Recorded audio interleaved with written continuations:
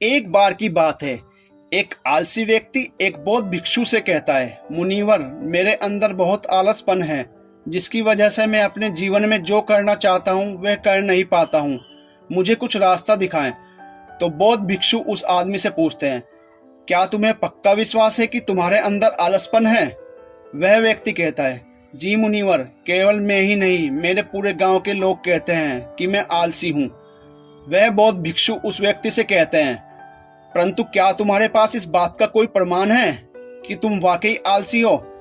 वह व्यक्ति कहता है, जी मुनिवर। तो बौद्ध भिक्षु कहते हैं, क्या प्रमाण है तुम्हारे पास? मुनिवर, मैं जानता हूँ कि व्यायाम करना मेरे स्वास्थ्य के लिए अच्छा है, लेकिन मैं चाहकर भी नहीं कर पाता हूँ, क्योंकि मेरा आलसपन मुझे सुबह जल्दी उठने ही नहीं देता। वे बौद्ध भिक्षु कहते हैं, अच्छा, तुम ऐसी आलस से परेशान हो? व्यक्ति कहता है, जी मुनिवर। बौद्ध भिक्षु कहते हैं, परंतु क्या तुम जानते हो कि आलस क्या होता है? वह व्यक्ति कहता है, मैं यह तो नहीं जानता कि आलस का अर्थ क्या है, परंतु यह जो भी है बहुत बुरा है। वह बौद्ध भिक्षु कहते हैं कि सबसे पहले तो तुम यह समझो कि जो भी चीज प्राकृतिक रूप से मनुष्य के भीतर है उसका कोई ना कोई उपयोग है, वह बुरी या अच्छी नहीं है। आलस एक भाव है, एक विचार है, जिसे जाने अनजाने में हम खुद ही पैदा करते हैं। वह व्यक्ति पूछता है, परंतु वो कैसे मुनिवर? वे बौद्ध भिक्षु कहते हैं, आलस से पैदा होने के दो कारण हैं, पहला शारीरिक और दूसरा मानसिक। जब हम शरीर को कोई बेकार भोजन देते हैं जिससे शरीर के अंदर नकारात्मक ऊर्जा पैदा होती है, उससे हमारे शरीर के अंदर आलस्य पैदा होता है, क्योंकि यह शरीर ऊर्जा से चलता है और जिस तरह की ऊर्जा हम उसे देते हैं यह उसी तरह का बर्ताव करता है। हमारे शरीर के अंदर आलस्य का दूसरा कारण है गलत तरह से बैठना, गलत तरह से सोना और गलत तरह से चलना।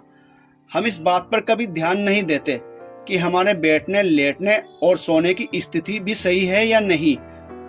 अगर तुम तथागत महात्मा बुद्ध को देखोगे तब तुम पाओगे कि जब वे बैठते हैं तो उनकी रीढ़ की हड्डी बिल्कुल सीधी होती है, जब वो सोते हैं तो उनके शरीर के किसी भी अंग में कोई दबाव नहीं होता, और वे जब चलते हैं तो उनके दोनों कदमों के बीच एक ताल नजर आती है। यह जरूरी नहीं कि कोई बुद्ध को सुनकर ही समझे। अगर कोई समझना चाहता है तो वह सिर्फ उन्हें ध्यान से देखकर भी बहुत कुछ समझ सकता है। शारीरिक स्तर पर आलस्य का तीसरा कारण है सुबह जल्दी ना उठना। यह सुनकर वह व्यक्ति कहता है, हाँ मुनिवर, मैं सुबह जल्दी नहीं उठ पाता।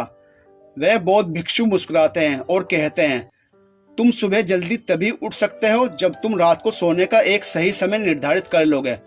प्रत्येक बौद्ध भिक्षु को अनुशासन का पालन करना होता है, क्योंकि अनुशासन हमारे जीवन में संतुलन लाता है। ज्यादातर लोग अनुशासन को बुरा समझते हैं क्योंकि उन्हें लगता है कि अनुशासन उन्हें बांधता है, जबकि असल में यह है कि अनुशासन हमें बांधता नहीं बल्कि मुक्त करता है। तब वह व्यक्ति पूछता है, परंतु मुनिवर, शुरुआत कहाँ से करें? सही तरह से भोजन करने से, सही तरह से बैठने से, लेटने से या चलने से, या सुबह जल्दी उठने से? वह बौद्ध भिक्षु कहते हैं, शुरुआत अभी से करो। जो भी तुम इस समय कर रहे हो उसे ध्यान से करो। पहले तुम मन के स्तर पर आलस्य को समझो। वैसे ज्यादा स्थितियों में मन शरीर के कारण आलस्य पैदा करता है। मानसिक आलस्य का पहला कारण है हमारे पुराने गलत विश्वास। हमें लगता है कि हम पिछली बार भी नहीं कर पाए थे, इसलिए इस बार भी हमसे नहीं होगा। हम इस बात को नहीं देखते हैं कि इस बार और पिछली बार में बहुत अंतर है। अब हम मानसिक तौर पर वह नहीं है जो पहले थे। अब सब कुछ बदल चुका है। जब हम अपने आप को कामिल नहीं समझते तब आलस हम पर हावी हो जाता है। दूसरा कारण है छोटी लोग वाले और आलसी लोगों का साथ देना। कभी कभी ऐसा होता है कि आलस्य हमारे भीतर नहीं होता, परंतु दूसरे लोगों से वह हमारे भीतर आ जाता है। ऐसा इसलिए होता है क्योंकि हम आलसी लोगों की संगति करते हैं। वह व्यक्ति कहता है, जी मुनिवर, ये एकदम सत्य है, ये बात तो मैंने भी अनुभव की है। वह बहुत भिक्षु कहते हैं, तीसरा कारण है मन का स्पष्ट ना होना। मान लो तुम एक वन में खो गए हो और शाम होने वाली है, तुम्हें यह नहीं पता कि तुम्हारा घर किस दिशा में है, तो क्या ऐसी स्थिति में तुम आलसी बनकर लेट जाओगे या फिर अपने घर की तलाश में निकल पड़ोगे? वह व्यक्ति कहता है कि मैं घर की तलाश में निकल पड़ूंगा। तब वो बहुत भिक्षु कहते हैं कि अगर खूब प्रयास करने के बाद भी तुम्हें तुम्हारे घर का रास्ता नहीं मिला तब तुम क्या करोगे? वह व्यक्ति कहता है, मैं फिर भी तलाश में लगा रहूंगा। क्योंकि मेरे पास उसके अलावा कोई विकल्प ही नहीं होगा। वह बौद्ध भिक्षु कहते हैं, मनुष्य को आलस तभी पकड़ता है जब उसके पास कई विकल्प हो। अगर किसी के पास सिर्फ एक ही विकल्प है तो उसका मन पूरी तरह से स्पष्ट होगा। अगर तुम अभी व्यायाम नहीं कर पा रहे हो तो उसका कारण तुम्हारे नज़र का स्पष्ट नहीं होना है। तुम अभी भविष्य में होने वाले रोगों को नहीं देख पा रहे हो।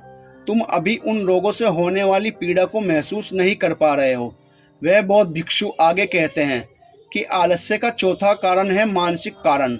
किसी काम को करने की कोई वजह न होना। मान लो तुम एक रास्ते से कहीं जा रहे हो और बहुत देर तक चलते चलते तुम कहीं थक जाते हो। अब तुम्हारा और चलने का मन नहीं कर रहा है, तुम्हें आलस्य आ रहा है। तभी तुम वहां देखते हो कि एक शेर तुम्हारे पीछे चला आ रहा है।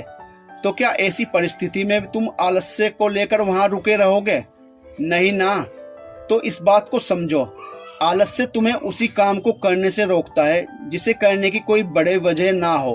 वह व्यक्ति कहता है, धन्यवाद मुनिवर, अब मुझे आलस्य का सारा खेल समझ में आ गया है। मैं समझ गया हूँ कि इस आलस्य को कैसे दूर किया जाएगा। वह बौद्ध भिक्षु कहते हैं, मेरी एक बात हमेशा याद रखना, जहाँ स्पष्टता है या कुछ बड़ा करने की चाह होती है वहाँ आलस्य हो ही नहीं सकता।